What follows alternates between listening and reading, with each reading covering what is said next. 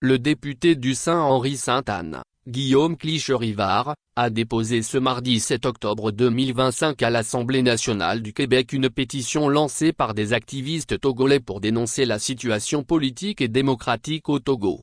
Signée par 181 personnes, selon le député, la pétition met en lumière la crise institutionnelle née du maintien de Faure Gnassingbé à la tête du pays, malgré les limites prévues par l'ancienne constitution. Les signataires rappellent qu'un changement constitutionnel, adopté en 2024, a transformé le Togo en régime parlementaire, tout en permettant au président Gnassingbé de conserver le poste suprême, suscitant de vives contestations au sein de la société civile et de l'opposition, qui parlent d'un coup d'État constitutionnel. Depuis cette réforme, plusieurs manifestations ont été violemment réprimées, entraînant des arrestations d'activistes, ainsi que des morts, selon des rapports d'organisations de défense des droits humains.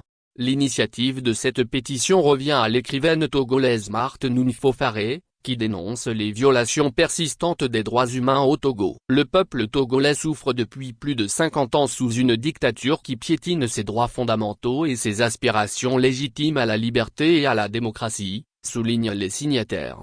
Ils accusent le président Faure Gnassingbé, au pouvoir depuis 2005, d'avoir modifié la Constitution en avril 2024 pour se maintenir indéfiniment à la tête du pays.